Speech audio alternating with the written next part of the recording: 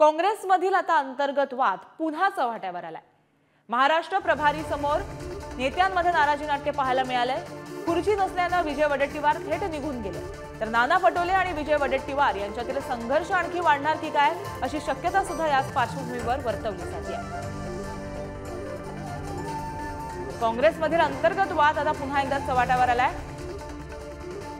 खुर्ची नसल्यामुळे विजय वडेट्टीवार निघून गेले, त्यामुळे नाना पटोले आणि विजय वडेट्टीवार यांच्यातील संघर्ष आणखी तीव्र होणार की काय किंवा आणखी वाढणार की काय हे पाहणं महत्त्वाचं ठरेल अशी शक्यता आता वर्तवली जाते।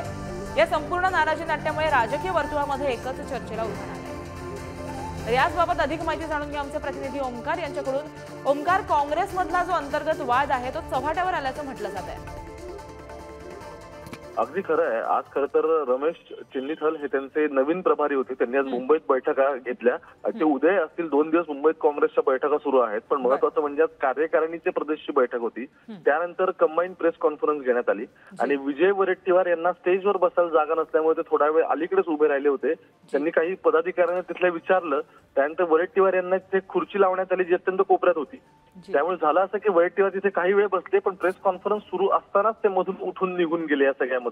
आणि तसं प्रोटोकॉल नुसार तिथे वडेट्टीवार सध्याचे विरोधी पक्षनेते आहेत, त्यांना जागा करणं अपेक्षित होतं, पण पृथ्वीराज चव्हाण असतील, माजी मुख्यमंत्री किंवा त्या ठिकाणी नसीम खान आहेत त्यांचे राज्य कार्यकारिणीवरती, हे सगळे नेते इथे बसलेले होते आणि वडेट्टीवार यांना जागा नसल्यामुळे त्या ठिकाणी ते गेले, तिथे थोडा वेळ बसले, थांबले, पण ते मधल्या प्रेस कॉन्फरन्स मध्येच सुरू असताना निघून आले। त्यामुळे पुन्हा एकदा काँग्रेसमधलं जे अंतर्गत म्हणजे याच्या आधी नाना पटोले आणि वडेट्टीवार या दोघांमध्ये द्वंद्व झालं होतं।